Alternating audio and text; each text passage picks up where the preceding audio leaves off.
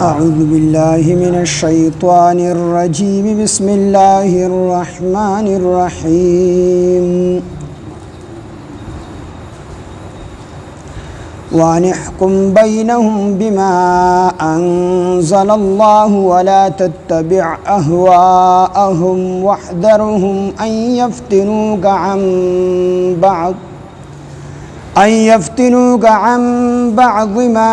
أنزل الله إليك فإن تولوا فاعلم أنما يريد الله أن يصيبهم ببعض ذنوبهم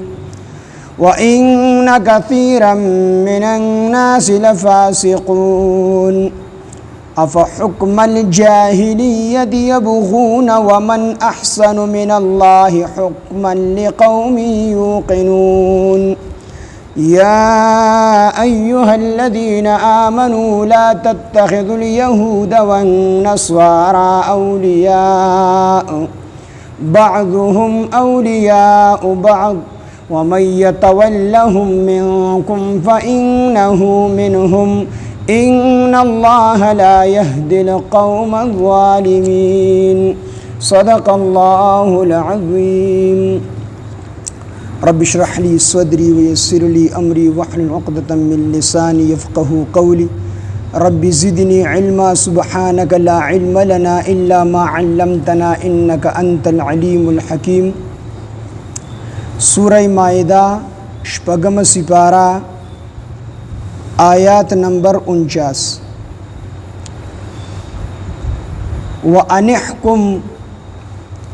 او دا چې ته فیصله کوا بینهم فما بین د دوی کې بما په هغه حکم سره په هغه کتاب سره انزل الله چې نازل کړی دی الله ولا تتبع او تتابعداري مکوا ای پاک حبیبا اهواءهم د دوی د خواهشاتو وحذرهم ځان بچ که د دوینا ان یفتنوکا اسینه چې دوی په فتنه کې واچوي تعالی را اسینه چې دوی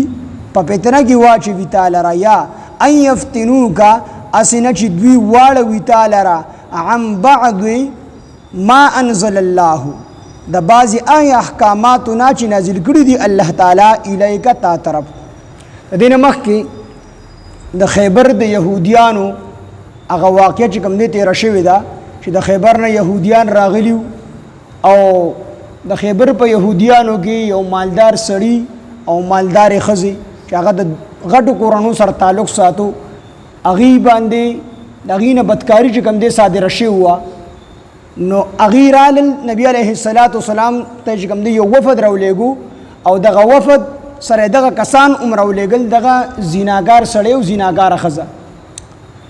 او د دې لپاره نور علیګل چې نبی علیه السلام دوی ته سزا ورکړي خو د دې لپاره علیګل چې الته کې عوام راوتیو جلسونه شروع شو احتجاجونه شروع شو او دا خبره خلکو کول چې دې ته سزا ورکوي ځکه چې په مونږ غریبانو کې د چانه دسي ګناه صادره شي نو هغه ته فورا چې کوم دې د رجم سزا ورکول شي او دا غټان دي دې سزا نه ورکوي نو خلک چې کوم دی راوته د هغه مجبورۍ د وجنه دی دا فیصله وکړه چې نبی علیه السلام نه به دا فیصله وسو ځکه زموږ دین سخت دی کې دي چې مسلمانانو د پیغمبر صلی الله علیه وسلم باندې چې کوم قران نازل دی پاغي کې دا فیصله نرم وي نو دوی چې دا وفد راولېګو نو د دې وفد غرض داو دی ته ویلو کو چې نرم غوندي حکم د دې په باره کې واورو نو بیا خو د دې خبره اومنه د الله د پیغمبر خبره بیا اومنه کوړې درته درکړلې د کوړو حکم وورو یا د جیل کولو حکم وورو نو بیا د الله د پیغمبر خبره اومنه او کو چری د نبی علیه السلام د رجم حکم وګنو بیا به دا خبره نه منه نو دې د حکم د منلو د پاره نور راغلي بلکې د خپل خواهش ته تابعداري د پاره راغلي کو چې زموږ د خواهش مطابق فیصله نبی علیه السلام کوي نو بیا اومنه او کو زموږ د خواهش مطابق فیصله نبی علیه السلام نه کوي نو بیا منه نو دلته کې الله جل شانه نو بیا نبی علیه السلام چې دیرال نه خو واقعیت رشید چې نبی علیه السلام بیا دی باندې د رجم سزا ووروله تورات کې هم دغه سزا وا او دا قران مجید کې هم دغه سزا الله جل جلاله ذکر کړی دا اگر چې دا آیات کم کې چې د رجم سزا دا منسوخ التلاوت تلاوت دغه آیات منسوخ شوی دی حکم باقی دی منسوخ په احکاماتو کې مونږ ویلو چې منسوخ په درې قسمه دي یو هغه دی چې هغه آیات منسوخ شوي دي، یعنی تلاوت منسوخ شوي دي او حکم منسوخ دي. لکه حدیثو کې راځي چې مخکې یو صورت سوره بقره عمره صورت یا غټ صورت چې کوم دی نازل شوی بیا الله منسوخ. یو آیات هغه دی، بعضی منسوخ هغه دی چې د هغې صرف تلاوت منسوخ وي، حکم یې باقي وي. تلاوت منسوخ شوي وي، حکم یې باقي وي. لکه دا آیت د رجم دا آیت، نو د دې آیات تلاوت چې کوم دی منسوخ شوي تلاوت کېږي نه، قرآن کې نشته دی خو حکم یې باقي دی. او بعضې هغه وي چې حکم یې منسوخ شوي وي او تلاوت یې باقي وي. نو دا هغه آیات قرآن مجید کی الشیخ والشیخة اذا زنیا فرجموهما، شادی شده سړی او شادی شده ښځه چې کله بدکاري وکړي نو دوی دواړه رجم کوي، دوی دواړه رجم کوي. دا قرآن مجید کې دا آیات. نو دوی خو په غلط نیت باندې راغلي وو، د الله پیغمبر زمونږ د خواهش تابعداري وکړله، زمونږ د خواهش مطابق فیصله وکړله، نو موږ به خبره ومنو. او که زمونږ د خواهش نه خلاف فیصله کوله بیا به نه منو. نبی علیه السلام دواړه راوغوښتل او ورته وی تورات کې حکم وروي. نو تورات کې چې کوم دی دک حکم لیکلی وو، او بیا نبی علیه السلام هغه دواړو ته رجم ورکړ، دواړه چې کوم دی رجم کړل هلته کې. او نبی علیه السلام یوازې یهودي نه دی رجم کړی، بلکې ماغز اسلمي رضی الله عنه دا غنم ګناه صادره شوی وه د بدکارۍ.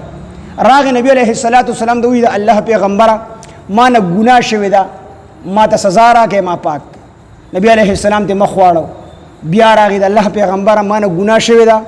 او زه ډېر یریږم د آخرت نه، ما پاک کړې. نبی علیه السلام دې بیا مخ واړو. په درېیمه بیره بیا دغه صحابي راغی د الله پیغمبر زما نه ګناه شوې ده، بدکاري رانه شوې ده، ما ته سزا راکړې چې زه الله ته چې کوم دی پاک ورشم. نبی علیه السلام حکم په هغه باندې د رجم وکړو، غیر رجم. دغه رنګ یو زنانه راله او نبی علیه السلام دوی د الله پیغمبره زما نه ګناه شوې ده، ما ته سزا راکړې چې زه پاکه شم. نبی علیه السلام د هغې نه مخ واړو. په دویمه پیر راله، په درېیمه پیر راله، بار بار به زنانه راتله د الله پیغمبره ما نه ګناه شوې ده او ما پاکه کړې. نبی علیه السلام ورته وفرمیل، او بیا دې زنانه وویل چې زما په خېټه باندې ماشوم چې کوم دی هغه د بدکارۍ ماشوم دی، حلالي نه دی، خو ما ته سزا راکړې. نبی علیه السلام ورته وفرمیل تا خو ګناه کړله، خو ستا د ماشوم خو ګناه نه ده کړې چې کله ستا دا ماشوم پیدا شي بیا راشه. چې کله ماشوم پیدا شو ښځې د ځان سره ماشوم راغستی دی او بیا د رسول الله صلی الله علیه وسلم دربار ته راغله، د الله پیغمبره ماشوم پیدا شو، ما ته سزا راکړې. نبی علیه السلام دې تپوس وکړو د دې ماشوم د پی ورکولو بل څوک شته دی؟ وینا نشته دی. وي د باندې 2 کاله پی اوس کوه چې دې د ډوډۍ د خوراک شي بیا راشه، تا ته به سزا درکړه. 2 کاله تیر شو، ماشوم له ټوک ډوډۍ په لاس کې ورکړې ده او مور د ځان سره راوست. نبی علیه السلام دوی د الله پیغمبره ما ته سزا راکړه، زما ماشوم د خوراک او اسکاک کولو شوی دی، ډوډۍ خوړلی شي، اوس د پایونه مې صبر کړی دی. ماشوم ته نبی علیه السلام ډوډۍ وخوره، هغه چې کوم دی ډوډۍ خوراک شروع کړو. د هغې نه پس نبی علیه السلام هغې ښځې ته سزا ورکړه. دا صحابو دومره د آخرت په باره کې غمجن وو چې څومره موده تېره شوله خو نظریه بدل نه شوله، بیا به راتله نبی علیه السلام ته ما پاکه کړه چې زه آخرت کې الله ته چې کوم دی پاکه لاړ شم. نو نبی علیه السلام یوازې د یهودي ښځې او یهودي سړي ته سزا نه ده ورکړې، بلکې صحابهونو چې هم داسې ګناهونه صادر شوي دي هغې ته نبی علیه السلام دا سزا ورکړې. نو دلته کې ورته الله فرمایي چې وان احکم، او دا چې ته فیصله کوه بینهم د دوی په منځ کې بما په هغې کتاب سره، په هغې حکم سره انزل الله چې نازل کړی دی الله، ولا تتبع، او ته تابعداري مه کوه اهواءهم د دوی د خواهشاتو، یعنې د دې یهودیانو د خواهشاتو تابعداري مه کوه. دوی خو د خپل خواهش دپاره نبي علیه السلام له راغلي وو، د فیصلې دپاره نه راغلی. نو نبی علیه السلام دوی دا نه مخکې د خواهش تابعداري کړې ده، الله حکم د ژوندی کړلی او نه به وروستو وکړي، وروستو هم داسې نه کوي. نو پیغمبر د الله د حکم نه علاوه بل حکم نشي کولی، د خواهش تابعداري نشي کولی. خو مونږ او تاسو ته سبق دی چې تاسو هم د الله په حکم په مقابله کې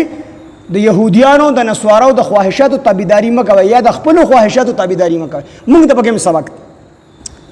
بیا پسې فرمایي الله وحذرهم، ته ځان بچ که د دوی نه، ان یفتنوکه، دا چې دوی واړوي تا لره، عن بعض ما انزل الله، د بعضې هغې احکاماتو نه چې هغه نازل کړي دي الله تعالی الیکه تا طرف ته، تا ته چې الله کوم احکامات نازل کړي د یهودیان ډېر چلباز دي، هسې نه چې په چل هنر سره ستانه تا چې کوم دی د الله د احکاماتو نه واړوي تا به فتنه کې مبتلا نه کی نبی علیه السلام یهودیانو په فتنه کې نشو مبتلا کولی خو مونږ او تاسو ته چې کوم دی دا سبق دی چې یهود ډیر چلباس کوم دی اسنه چې تاسو په فتنه کې واړي د الله کتاب پرې دی او د یهودیانو په خواهشاتو پسې ور روان شي فإن تولوا بیا کو چې دوی مخ واړو دیستا پیسنه اون منل نبی علیہ السلام د الله فرمایي فعلم نو پوهشه چې انما یرید الله بشک الله غواړي ان یصيبهم دا چې ورسوي دوی ته ببعض ذنوبهم د دوی په د بعضو ګناهونو د وجنه عذاب ور دنیاوي ور ورسي کو دې ستاده پیسې نه مخ واړو نو ته بیا په دې خبره باندې پوهشه چې الله رب العزت دوی ته د عذاب ورکولو اراده کوي په دنیا کې ځکه ستاره پیسې نه مخ واړو نو ورې وته نکړله بنو قریظه او بنو نذیر دې ته سزا ورنکړله چې کوم دې قتل شو او چې کوم دې جلا وطن ګرځي شو او چې کوم دې او تختیدل نو سزا وته الله پاک جل شانه دنیا کې ورکړله او د آخرت سزا بیل ده وان كثيرا من الناس او بشک ډیر د خلقنا لفاسقون خامخ فاسقان دي اف حکم الجاهلیت يبغون آیا دوی د جاهلیت فیصله يبغون لټي اف حکم الجاهلیت آیا دی د جاهلیت فیصله يبغون لټي تلاش کوي د جاهلیت فیصله یو د جاهلیت فیصله چې کوم دی تلاش کوله تورات کې کوم حکم موجود په هغه باندې عمل نه کو قران کې کوم حکم موجود په هغه باندې عمل کول ته نور راغلي بلکې دی وی د نمخ کې آیاتونو کې تیر شوی دي کنه شاین نزول کې نو دی د الله په حکم باندې فیصله نه کی اف حکم الجاهلیت آیا دوی د جاهلیت فیصله يبغون تلاش کوي ومن احسن من الله او سوق زیات خیسته دی من الله د الله نه حکما په فیصله د فیصله په اعتبار سره یا ومن احسن من الله حکما او د چا فیصله خیسته د الله نه او د چا فیصله خیسته د الله نه د الله نه چا فیصله خیسته نشته خود چا د بارا لقوم یوقنون دا قوم د پر څوک یقین لري څوک ایمان لري د ایمان ولو د پاره د الله فیصله خیسته ده د يهوديانو کوچري په تورات باندې ایمان لرلې نو په نبی عليه السلام به ایمان راوړیو کنه خدای ایمان په خپل کتاب باندې نو د الله په فیصله باندې به څنګه یقین ساتلو نو د الله فیصله خیسته خدای هغه چا د پاره چې د چا په زړه کې یقیني ایمان یا ایها الذين امنوا اے ایمان والو لا تتخذوا اليهود تاسو منی سي يهوديان لا تتخذوا اليهود تاسو منی سي يهوديان والنصارى والنصارى اولیاء دوستان بعضهم اولیاء بعض بعضی د دوی دوستان دي د بعضو يهود او نصارى سره د ترک موالات حکم د الله جل شانه فرمای اصل کې نبی عليه الصلاه والسلام چې کله هجرت وکړه مدینه منوره ته د مدینه منوره په اطرافو کې يهود آبادو نو دوی د نبی عليه السلام صحابه او د يهوديانو سره معاهده وکړه دا معاهده وکړه چې کو څوک د بهر نه راځي په مونږ باندې حمله کوي تاسو به زمونږ ملګرتیا کوي د هغې ملګرتیا به نه کوئ زمونږ ملګرتیا او که تاسو باندې څوک حمله کوي نو مونږ به د هغې ملګرتیا نه کوو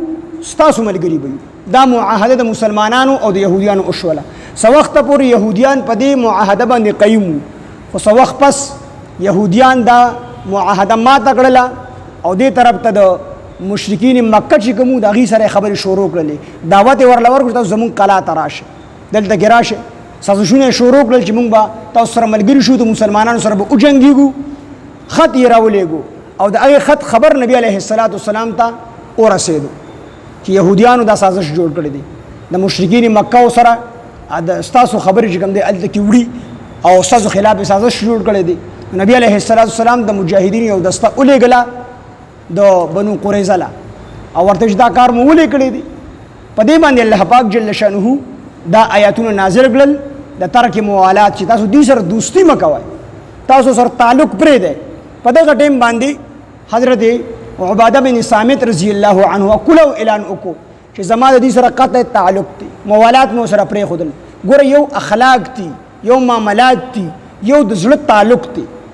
نو دلته کې د زړه تعلق خبره ده چې د یهودیانو سره به د زړه تعلق نه ساتئ د دې سره به مینه او محبت نه ساتئ البته د دې سره همدردي کول دا په خپل ځای باندې دی خو داسې ډونګې تعلق چې تاسو سره خپل رازونه شیر کړي د دې ممانعت راغلی نو په دغه ټیم کې عباده بن صامت رضی الله عنه فورا اعلان وکړ چې ما د دې سره خپل معاهده ماته کړله. معاهده خو بعض چې کوم مسلمانانو یې خپل معاهده ماته کړه، خو چې کوم نام نهاد مسلمانانو په زړه کې نفاق پروت و، کفر په زړه کې پروت و، نو هغې دا خبره وکړله او دی په دې بنیاد باندې وکړه چې هسې نه دا مسلمانان کمزوري شي او کافران مشرکین مکه زورور شي، نو بیا به موږ هغې له څه جواب ورکړو. نو د دې وجې نه دي وویل چې موږ د هغې سره قطع تعلق نه کړو، بلکې د دې چې کوم سردار و عبدالله ابن ابی ابن سلول رئیس المنافقین د ټولو منافقانو سردار شو، او کله دا خبره وکړله چې یاره موږ دا خبره نشو کولی چې د هغې سره تعلق پرېږدو، تعلق ورسره موږ ساتو. خو چې کوم مسلمانانو هغوی فورا خپل تعلقات د هغې سره ختم کړل. نو دا آیاتونه نازل شو چې تاسو دې سره چې کوم دی یا ایها الذین آمنوا ای ایمان والو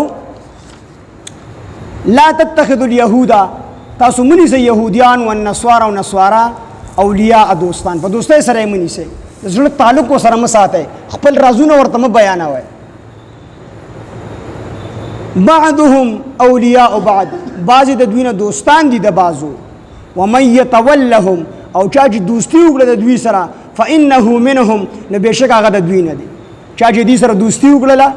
نو هغه کس د دوی نه دی، یعنې دې سره دوستي کوونکي د دوی نه دی. نو یو خدا ده چې دې عقیدتاً د هغې عقیده یې خوښه وي، جدا څیز دی. یو دا ده چې د هغې عمل یې خوښ وي، نو بیا هم دی د هغې نه دی. من تشبه بقوم فهو منه،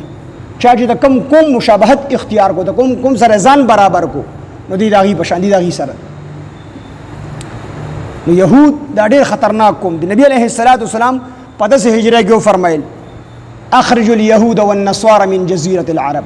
یهود او نصارا دا د جزیره عرب نه چې کوم دی وباسئ.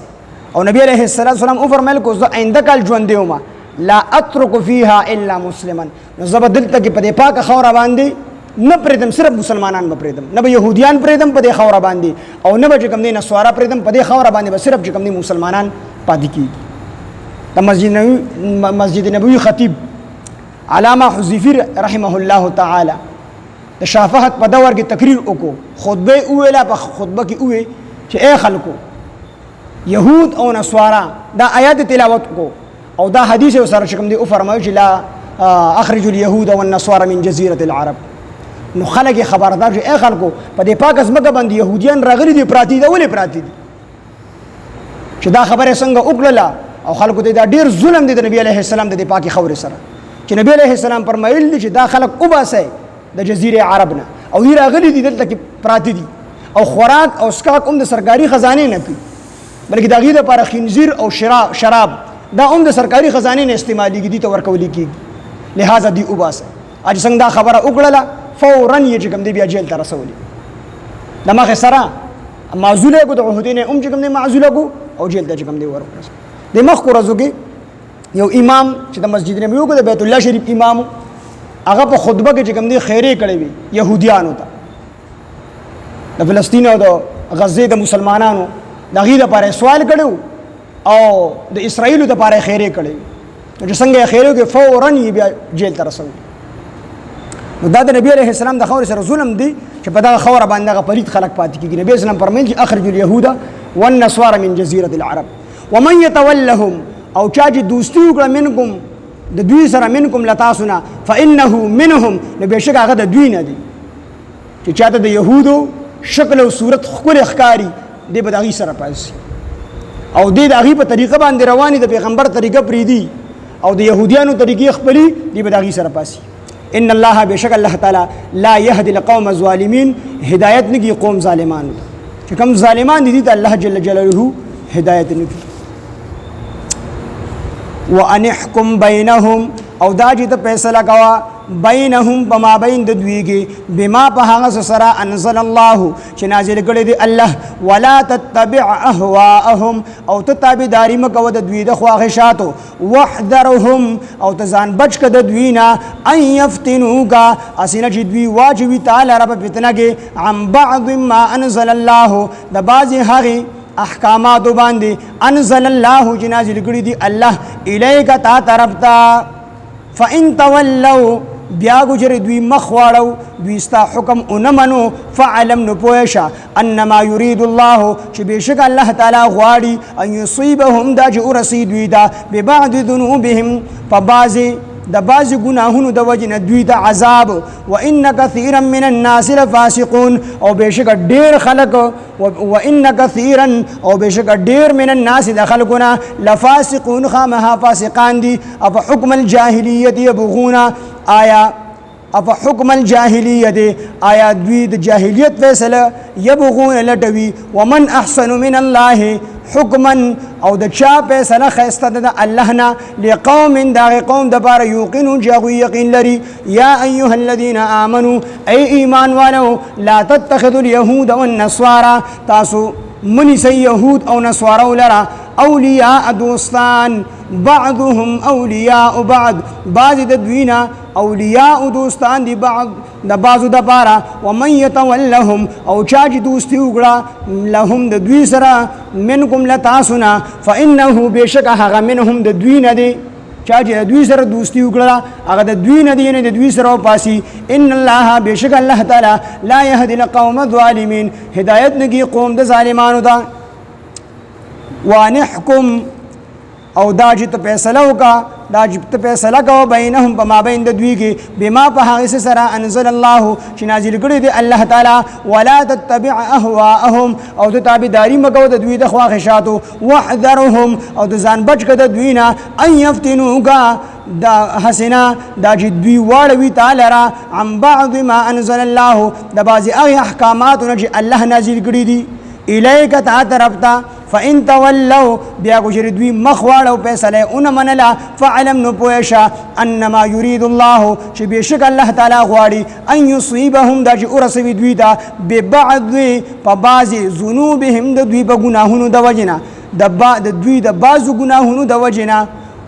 ان تصيبهم دا چې ورسوي دوی ته الله تعالی ببعض ذنوبهم د دوی د بعضې ګناهونو د وجې نه عذاب په دنیا کې وان کثیرا او بېشکه ډېر من الناس د خلکو نه لفاسقون خامخا فاسقان دي اف حکم الجاهلیت یبغون آیا دوی لټوي د جاهلیت فیصله ومن احسن من الله حکما او د چا